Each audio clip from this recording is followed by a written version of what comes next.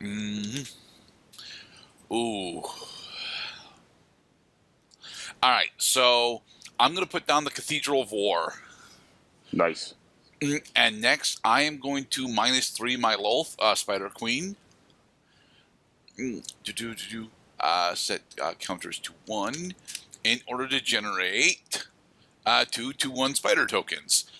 Because these spider tokens are 2/1s with menace and reach, my gluttonous slug evolves. Oh yeah, huh? Okay, and then uh, yeah, I'm going to swing with my gluttonous slug. Well, okay. So first off, I have to confirm that the number of +1/+1 counters on the gluttonous slug is correct because you had 2 creatures enter your board at the same time. So am I to understand that the gluttonous slug checks what his power is as he applies each of the effects during resolution? I do believe so. Okay, so that Mind you, means he's swinging right now as a 3/6 thanks to Cathedral of War. right because the Cathedral Ward has exalted. Um, so okay, so as I understand, what happened was, which I'm glad this is happening because this is exactly what I'm talking about is how triggered abilities tend to make things a little complicated. Um, when the first spider token hits play, the gluttonous slug triggers. When the second spider token hits play, the gluttonous slug triggers a second time. So then you resolve this. So then you resolve the step backwards. During chain link 1, you examine the powers of the creatures. The gluttonous slug has less power, therefore he gets a +1/+1 counter. So now he's a power 2 creature. And then when the second spider token trigger resolves, then you see that the powers are equal at that time. So then he does not get a +1/+1 counter for the second spider. Right. Okay, I just wanted to be sure that was happening. So you're swinging a 3/6 with menace. A 3/6 with menace. Well, I'm gonna give you a little predicament here, because I'm gonna block your slug with both of my guys. Okay. It's a 1/1 with death touch and a 2/3 with no combat abilities. All right. So, if I'm right about this, yeah. All right. So what I'm going to do is I'm going to assign my damage to all 3 of my damage to Campbell. You're gonna try to kill Combo. That's a Yep. good move. Okay. So Combo is going to take 3 damage, and then the gluttonous slug is out of damage to distribute to Ashnod. So Ashnod is going to survive this combat. Yep.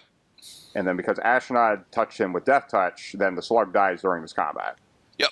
Which means my little Spider Queen gains a loyalty counter. And whenever another creature you control dies, well, to think she only gets 1 loyalty counter at a time seems a little slow. Except that you have 2 spiders now. Yes. Next, I'm going to spend 3 in order to cast Mind Rot. Oh, target player discard. But who's the target player? It's Nope, don't pick me. Don't pick me. Draw arrow. No.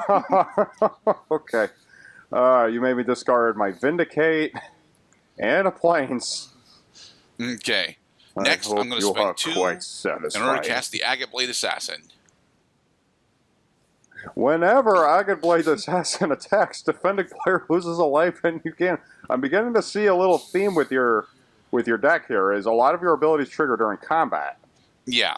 All right. And from there, I will end.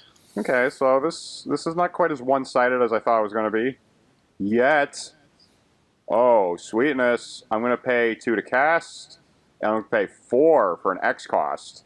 Okay. Cast Grenzo, Dungeon Warden. All right. Grenzo comes into the battlefield with X, +1/+1 counters. Mm-hmm. In which case, X is 4. Yep. Perfect. And he has a second ability, which I cannot use right now because I don't have mana. It's an ability that activates if the bottom card of my library that he puts into the graveyard is a creature card that has less power than him, and because he's a power 6 creature, there's a high probability that any creature I dump is going to trigger him. Now then, you got a couple dudes with reach right now, huh? So I bet you think you're gonna protect yourself for my demonic cat monster that triggers when it deals damage to 2/1s with menace and reach.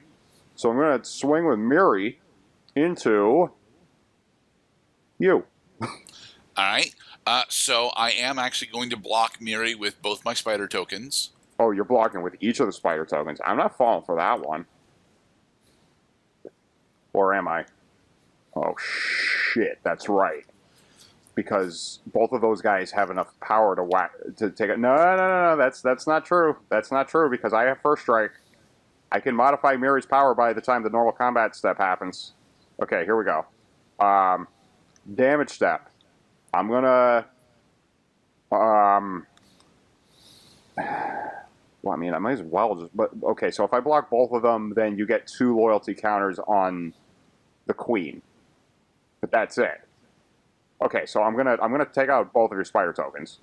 Yep. Okay, so Lilith gains 2 loyalty counters, And Miri's at 1 health. I'm sorry. Miri should be at 1 health. No. Dude, first strike. Okay, but I never remember how first strike actually works against multiple enemies. So it resolves the same as if you block with only 1 creature, except you have to take into account if any one of the multiple blockers you picked also had either first strike or double strike. Okay.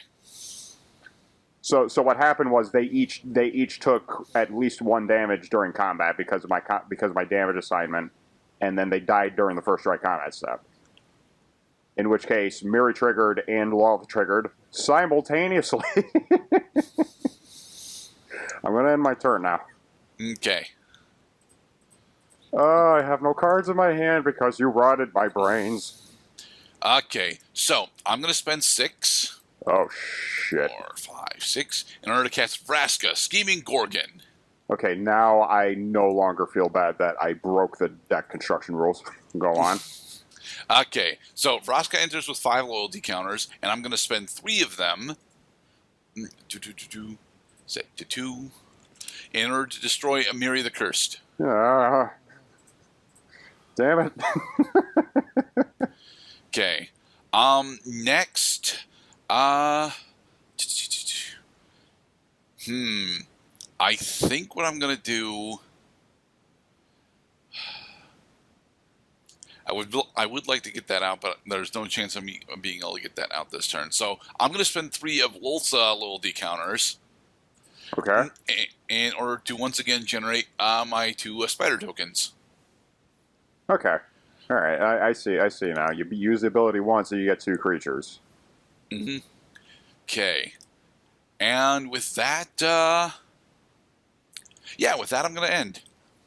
Oh, you're not going to attack with the assassin? You got a 6/6. You know, there's no real reason for me to attempt to drain you for 1. Okay. Just thought I'd offer. All right. What do I have now? I have mana. Let's check the graveyard. I see some shit in my graveyard here. How about this? I'm going to pay 5. 1, 2, 3, 4, 5. And I'm going to exile. I'm going to exile Yuri from the graveyard. And I'm going to create a tapped 3/3 zombie creature token artifact. Yep. Whatever the fuck this thing is supposed to be. And then I'm going to pay 2. And I'm going to put the bottom card of my library into the graveyard. And the bottom card was a land. Damn it. Okay. I'm thinking now. I'm thinking I'm going to go into combat. And I'm going to swing out. Grenzo and Ashnod both are going to swing into you for 7. Okay, so I'm going to block Ash. Wait. But first, because Ashnod has an attack step trigger, whenever Ashnod attacks, I'm going to sacrifice the zombie token that I just created, and I'm going to put a tapped Power Stone token on the battlefield. Yep. Okay, now we can go into blocking step, sorry. Okay, so I'm going to have my Agate Blade Assassin block Ashnod. Okay, blocking Ashnod with the assassin. And then I'm going to have both my spider tokens block Grenzo. I see. So you are deliberately causing your spider tokens to die. All right, very nice. Let's go to the damage step. Okay, so Ashton and Agate are deaded. Hmm. Wolf gains the loyalty counter, and then both my spider tokens are deaded. Nice. So Wolf gains 2 more loyalty counters. Wait, no. You get 1 loyalty counter for each creature that died. Oh, right. Yeah. But 3 of your creatures died. Mm-hmm. So got a total of 3. Okay. The messages box in Cockatrice has the correct information, and the game is proceeding normally. I'm going to end my turn now. Cool. Because now with my Power Stone token, I have another mana source for Grenzos put in the bottom of the graveyard thingy. Okay.